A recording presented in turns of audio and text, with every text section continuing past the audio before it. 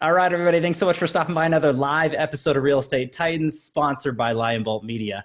I'm your host, Greg Fowler, traveling throughout the marketplace, interviewing the top real estate professionals in our field, essentially gathering insight, inspiration, really drives and motivates these top producers above and beyond everybody else in what I'd like to consider a real estate titan.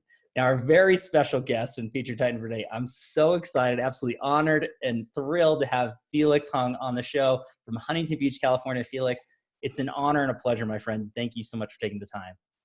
Greg, thanks for having me. I know you've had a lot of great speakers on here, so hopefully that I can deliver and provide some value to the audience today. Gosh, I have no doubt in my mind, my friend, and I know that there's so much anticipation for this episode, so I just want to dive in, series of questions, really get to know you deeper as a man, as a professional. So Felix, let's just start with the first question, going into telling everybody just a little bit about yourself. So I live in Costa Mesa, California, which is a neighboring city to Huntington Beach. Okay. But Huntington Beach is basically what I call my hometown in Southern California. That's where I moved to 10 years ago. Wow. But I'm originally from Fairfax, Virginia. Okay. So I was born and raised in the DC metro area and spent most of my life there. I then went into the U.S. military. And then after coming out of the military, I went back to school and I dropped out of school for real estate. Okay. Yeah. Kind of going into the progression. And again, there's so many interesting factors of stories, what brings every Titan into the business and that sort of thing. I do want to rewind just a second. So thank you so much for your service, by the way, joining the military. It's a very important thing, obviously for our country. So what got you into that? Why go down the military road? And then what got you into real estate afterwards? What was kind of that story looking like? I think I wanted more structure and discipline. Okay. So I actually signed up when I was a junior in high school at 17 years old. Wow. Yeah. Okay. And I left when everyone else in my senior class was partying in Cancun. I was on my way to boot camp. Unbelievable. Okay. So, and again, going to the structure and the mindset, I mean, it takes a very specific professional and a mind to kind of go through that training and obviously go through. So, through your military process and then exiting to civilian life, what was that like? And then again, why real estate afterwards?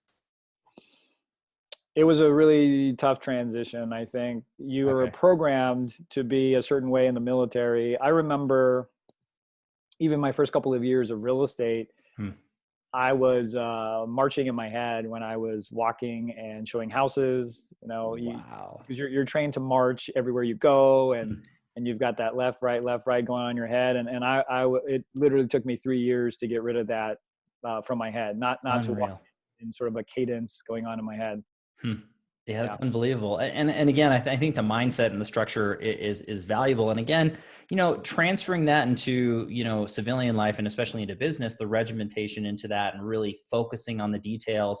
I absolutely love that.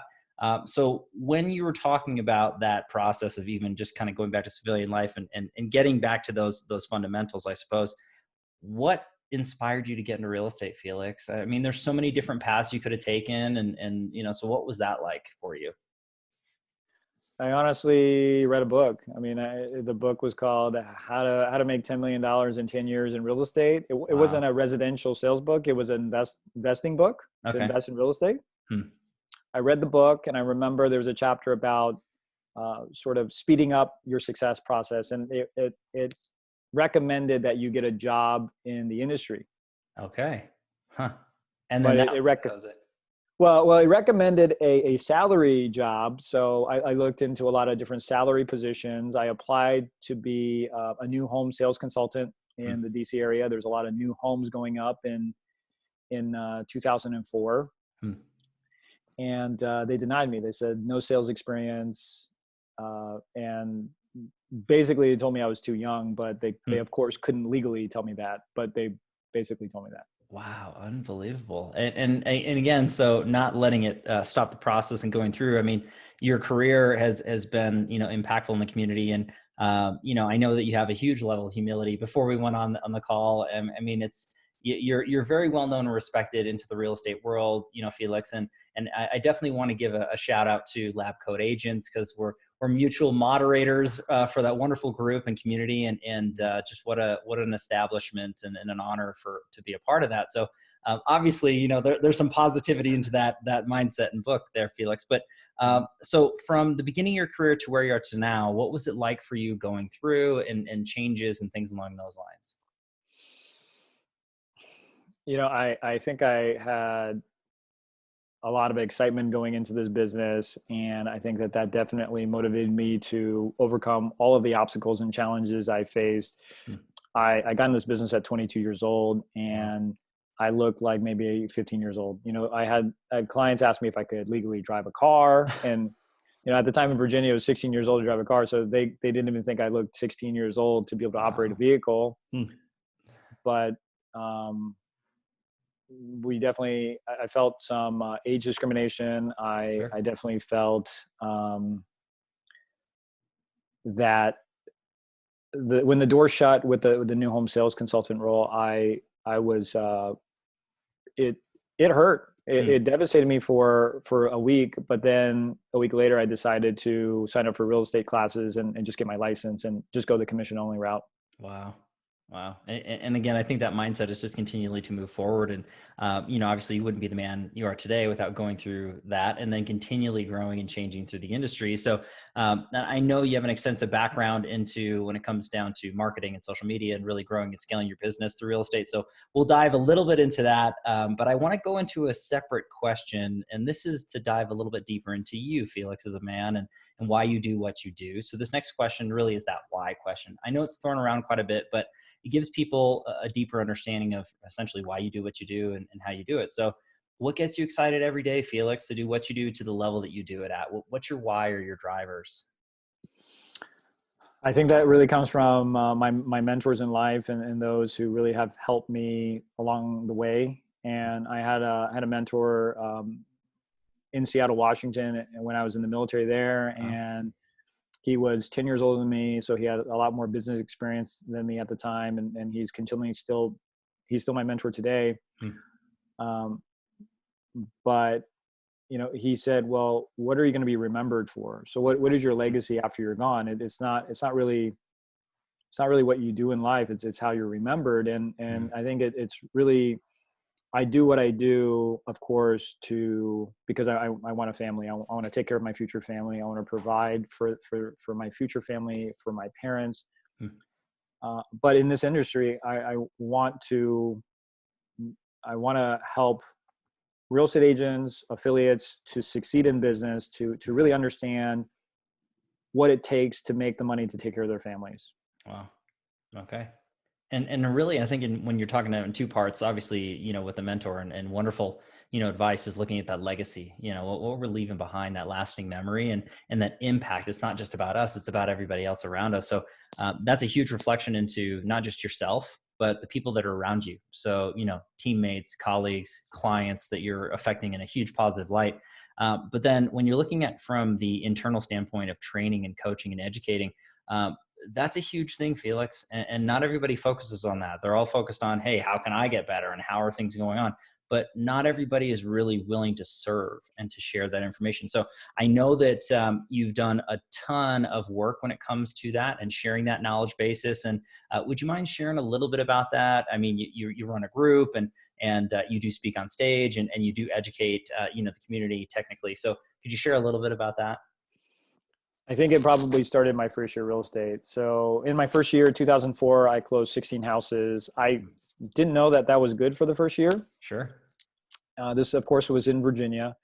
And I started getting friends who were also brand new agents to ask me for help. And that's sort of how it started. And it was just phone calls. It was just giving me advice on what I was doing. That eventually led to giving small classes to a group of 3 to 5 individuals. And then really the speaking and really the hardcore mentorship probably didn't really happen until I moved to California. So I moved to California 10 years ago. Okay. And in 2015, I got recruited to be a manager off of LinkedIn for the #1 real estate company in Orange County. Wow. Unreal. Okay.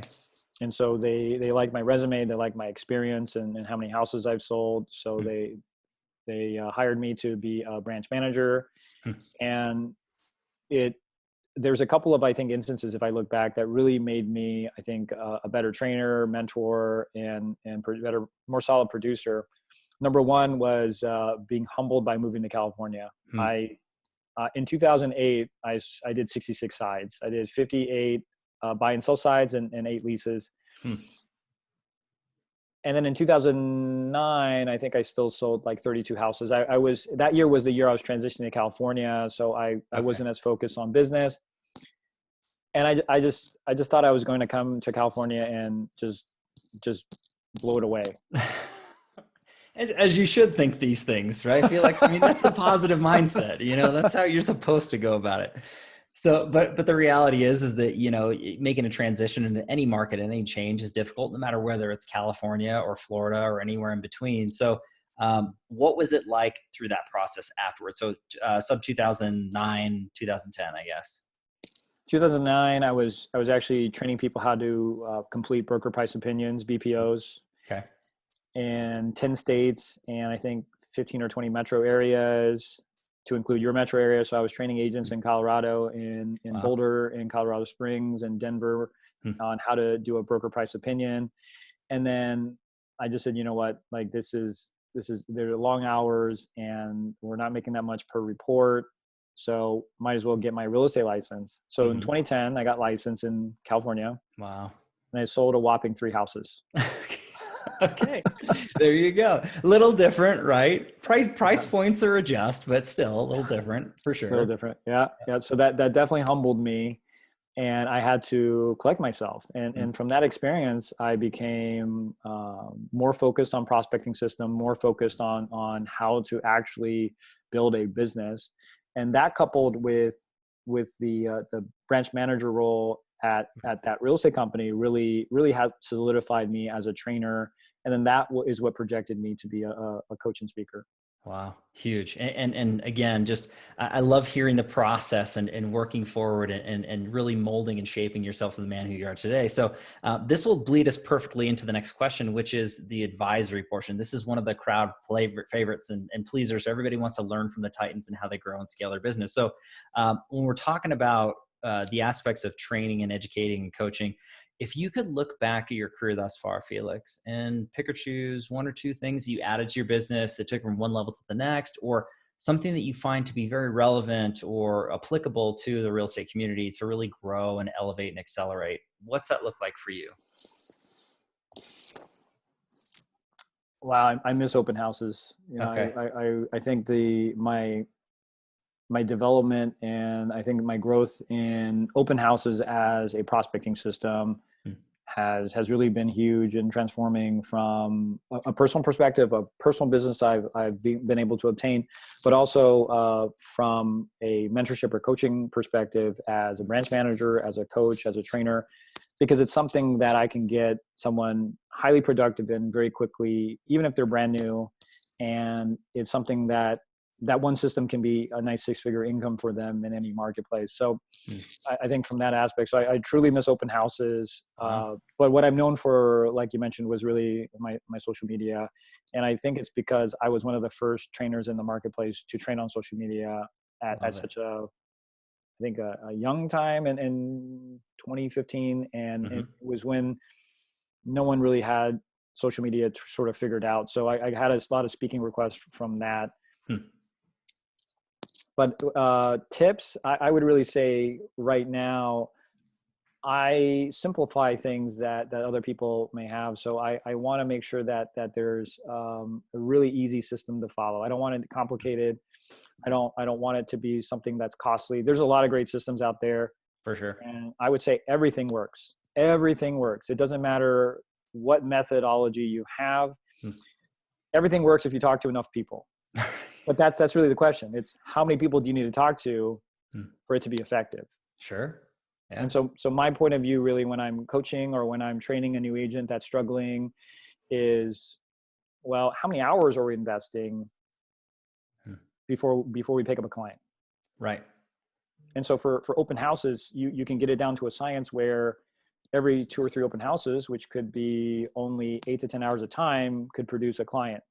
Hmm. And so 10 hours to a client, hey, that's really good return on my time, not return on my investment Sure. per se, because I think a lot of people think just ROI on the cost into something. But I look at not only the cost into something, but also the time that's invested into something. Well said. I think that there's so many professionals and producers that are looking for different levels or variations of exposure to their marketplaces, buyers and sellers, but then also lead generation or lead capture, conversion. And there's a fixed cost, right? But you mentioned it perfectly. The two fixed costs are your time or your money. And I find them to be extremely important either way when it comes down to it. Time is the number one commodity as far as I'm concerned. You never get it back. You can always make more money. You can't get time back. So I think that that's a really, really important takeaway for everybody out there who's watching or listening is, you have to look at it as Felix is stating is break it down and say what you're spending that time on and what the investment is, if it's money or time, and then what is the return in time frame and for clientele and appreciation. So with open houses, Felix, any advice that way? I mean, we're dealing with a tricky time right now for a lot of us, around the world when it comes down to real estate. So in a more normal type of scenario, what would your advice be for open houses and running those? Because we are going to get back to a new normal here eventually, and practices will adjust that way. So, any advice that way? You've got to differentiate yourself. So I know a lot of people talk about it, but with my coaching clients, with those that were in my office previously, we don't settle for good. And it's always about progress. So just because you're converting one or two clients every open house or every other open house, that's not good enough. Your competition is getting better. So you have to get better, and you have to make one aspect of your open house better every single week. And we can apply that same philosophy to anything that we do. I agree. Yeah, I think that that's huge advice when it comes down to it, and looking at it from an honest eye, right? And just saying, hey, how can I improve? What can I do? And I think looking to great individuals such as yourself who are practicing what they preach and really showcasing that to the highest levels, I think are crucially important. So Felix, is there a better way for everybody who's watching or listening to kind of get a hold of you or dive deeper into your content or connect with you? Is there anything along those lines? Yeah, I actually have a free coaching group that I run. It's got about 1,100 people in it right now. Love it. And I don't let people post listings. There's no spam in there. It's just training. So if you want to offer value, you can post. You have questions, you can post, but it's just a lot of training and advice. And there's nothing else really allowed in there. There's no side conversations. There's no real thoughts about what's happening in the world. It's just literally training and answering questions.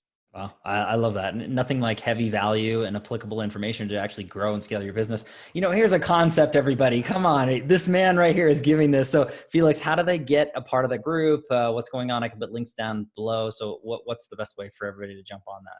We can definitely put a link below, but if they search for just hashtag Felix a coach okay, in Facebook, the group will probably come up. It says, I think it's hashtag Felix a coach, free coaching group, something like that. Okay. So it'll come up and they can join themselves. But just to piggyback off of some more value, yeah, I think I see a lot of people missing the mark when it comes to virtual open houses today. Okay. Yeah. So Please when we share. talk about virtual open houses, there's a simplified virtual open house that you can do like on platforms like Facebook Live.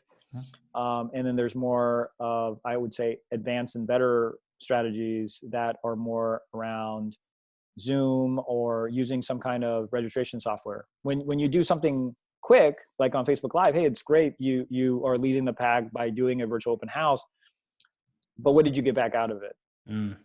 What did you really get? So you exposed it to maybe 200 views, which is someone scrolling past it for a second. Right. That doesn't necessarily mean someone really dropped into your virtual open house. But if you have, number one, a registration platform to make sure people are coming in registered, that's the first key. So I'm recommending either the upgraded version of Zoom, which is Zoom Webinar. So you have to have the webinar portion, just like you do now, streaming here. Zoom Webinar is what I recommend to those who are serious about actually collecting people and giving them a great experience through an open house. Just like we are the only speakers on here, with Zoom Webinar, you can have panelists.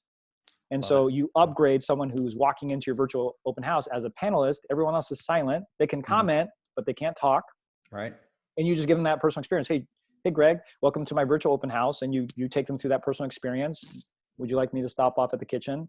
You know, and so it's a personalized experience there, but you registered to get into the webinar. Sure. Because that's a really quick, easy requirement that they register. Or if you want to use the free version of Zoom and you're okay with the zoo-like atmosphere where people can unmute themselves, right? Sure. Yes. You can do it that way also, but what you're going to have to do is you're still going to have to use like a free platform like Eventbrite, because Eventbrite allows you to have a free event. And then when they register, they get a link to the event emailed to them. And that does a lot of things. Number one, you collect their information. Yes, it's just their email, but it's something. Sure. And two, for safety reasons, you don't get Zoom bombed or anything else by force registering people. I think that's brilliant, Felix. And when you're talking about it, elevating what you're currently doing, and especially above your competition or your colleagues that are in your markets, I mean, just that piece of advice there of virtual, getting the information and using Zoom, as far as Zoom webinar, I think is brilliant. Getting that registration out there and then having a very intimate opportunity with one individual that you're putting on as a panelist, right? But still having comments going through, but you're capturing that audience. And I think that's a much more strategic way than, like you said, I think going live on Facebook and doing its thing, it's getting exposure. It's, if you're doing it enough, but it's still hard to track and it's hard to really quantify as far as a return on investment. So I love what you're talking about. And that's a reoccurring message throughout this whole thing, is looking at what time or money you're investing and what is your return. That's running your real estate business like a business. And I think that's a phenomenal and fundamental way, but so many Titans really understand these processes. And there's a lot of producers and professionals out there who are watching or listening, and no offense, that they're not taking this to that higher level, the thought process that you're speaking of. And I think that it's just great for people to hear it from you, Felix, truly, all the way through and through. So this is great. And again, anybody, if you love this information, please link up with Felix. A bunch of contact information will be down below. You can learn from one of the best and brightest minds here.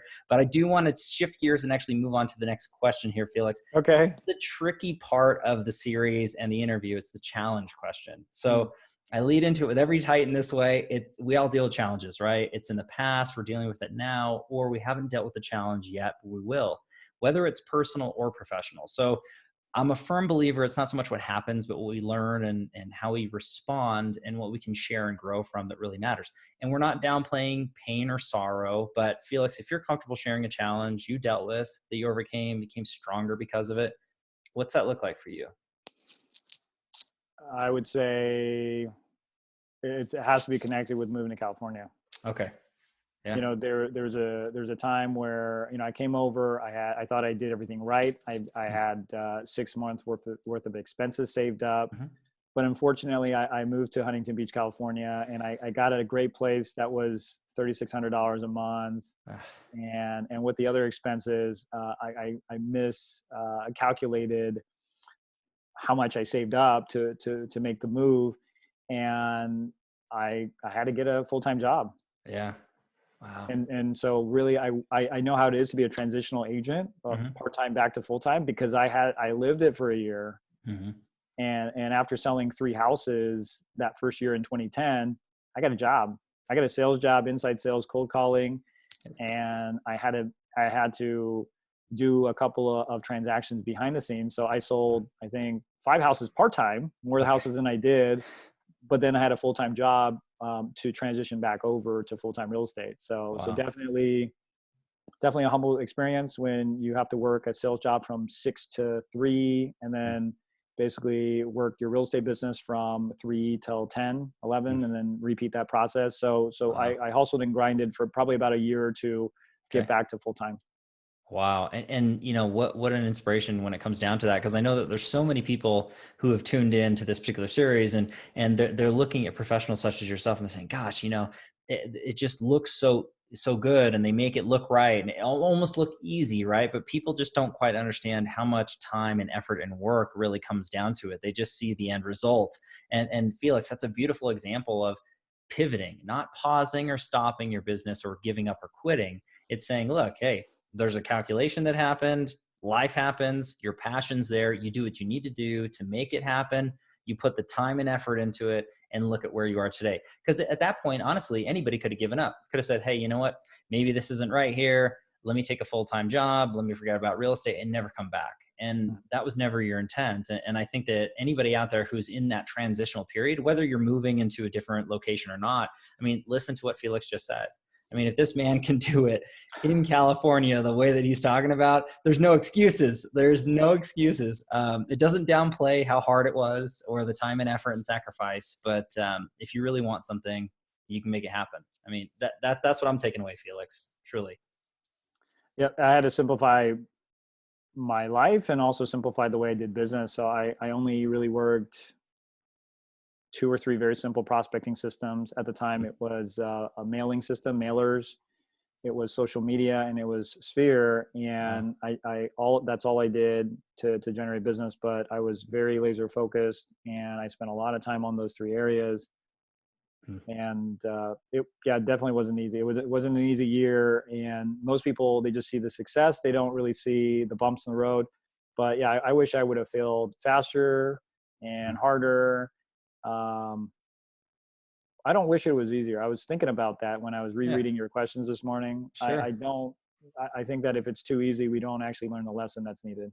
Well said. Well said. And that's a perfect segue into the next question when it comes to this, Felix, is this is actually one of my favorite questions. It's travel back in time. So it is not designed to necessarily change anything that you went through. Because like we were just discussing, you know, what you went through made you who you are, positive or negative. So, but if you could go back in time and give young Felix a piece of advice or two, any time frame, any age range, what would you say to your younger self? Wow, don't be so stubborn. Okay, that's good. Check. That's a good one. You don't know everything at 23 years old. Wow. Yeah. Yeah. And listen to your mentors. I remember lessons that I learned from my mentor, Scott. So he was actually my sponsor for Amway when I was 18. Wow. And he gave me so many golden nuggets that I reteach today. But even though I heard it at 22, I probably didn't listen until I was 28 because the maturity just wasn't there, and I wasn't ready for that information. I couldn't process and handle it at 22, even though I heard it. And I wish I did. I wish I was able to be mature enough to handle it at 22. Right. But I wasn't. No, but I think that when you look at that question and the humility that comes out of that, Felix, is brilliant. And I love the fact that we can't change what we did, but we can change what we do now, today, and then affecting everything in the future. And that's why I really love that particular question, is for everybody who's watching or listening, myself included, that's stuff that we can apply to today. And it's never too late, right? I mean, what happened in the past is in the past, but every single moment, every day that we wake up, you know, and we make a conscious decision to do one thing or another, that's having a ripple effect and a compound effect into our lives, positive or negative. So I love that thought process and going through. And again, that's extremely applicable for everybody out there. So this is really, really great stuff, Felix. And I want to dive into actually crowd pleaser number 2, and we only have 2 more questions left. We're almost done, but this one is a fan favorite when it comes down to feeding the mind. So how are you feeding your mind, Felix, with books you're reading or have read, podcasts you enjoy, other influencers or coaches, if it ends up being like conferences, mastermind groups? How are you feeding your mind? As far as mentors in my life, I would say my friend, John Cheplack, he doesn't like me calling him my mentor. He says that he learns from me too, but I would say I learn a lot more from him. And so we were connected when I was a manager for that company in Orange County. They hired him as a consultant, and that's how we got introduced to each other in 2015. Wow. So I would say John Cheplack is definitely someone I consider a mentor in my life. Other than that, I'm actually still seeking mentorship. I like what John says. So seek industry mentors, and also a couple of people outside the industry who are also successful, but will provide a different perspective. Brilliant. Yeah. So I'm still in the process of seeking some more people there. Okay. Yeah, I think that when you're talking about that, and that's great advice from John for sure, is looking inside but then outside, because it fires different parts of our brains. It gives us different perspective of thought process just inside or outside of our own wheelhouse. And I'm a firm believer that you can obviously find great masterminds or mentors, or just conversations inside of your cities, right? Inside of your states, but you need to look outside of that. Look outside of your state, look outside of the country. Because again, even if it's in or out of the industry, we all have different cultures, we all have different spheres. And I think that if they are, practitioners of what they do and they do it well, there's something to be had in both ways. And I love the fact that, John had said what he said, because I guarantee that you do teach him information, Felix, and it's a two-way street. A good relationship should always be that way. It should be, I'm learning from you, you're learning from me, and then we're always growing together. And no matter what playing field we're on, there's always somebody above us in knowledge basis and success and finance, or however you want to break it down. There's always somebody below us. So, I always throw that out there, reach up to let someone help you up, but be sure that you're reaching down to help somebody up with you as well. And I think that that's a positive mentality and mindset. So I love that you're feeding your mind that way with mentors. Any books or podcasts that come to mind or anything along those lines, or anything that kind of sticks out to you over time? I think the book I have everyone read is Compound Effect by Darren Hardy. That's okay. The number one book I push. I've been asked to write a personal development book, and people, I mean, I think that's just, some people have asked me to write one because they like my content, but I just feel like Darren Hardy has already done it, and I wouldn't want to make my version of his book, because I think that it's one of the most complete books. I honestly have I've read it once through the paper version, and I have listened to the audiobook probably at least 600 times. Wow. Unreal. Because I honestly haven't mastered every principle that he's teaching in the book, and I need a reminder. I think that's brilliant, though, when you're taking a look at one particular book or a lettering of text and saying, you read it once, you read it twice, you keep going and going and going. And, whether you're actually physically reading it or listening to it, the knowledge is going to stick differently. And as time goes on, I mean, there's Titans, myself included, that'll read books, year after year. And every year your mind changes. You catch something different. You hear something different, right? So I think that that's brilliant practice and mindset that way. I'll push back on you a little bit, Felix, as far as you writing your own version. I would love that. And I know that there's a lot of people that would too. Maybe not now, but maybe later. I think that, everybody, there's masters of all different types. And, when you're talking about Darren Hardy, I'm sure at one point there was something in reflection that he had thought or read, and maybe he felt the same way. Like, should I write this own version? Should I write my, and he did.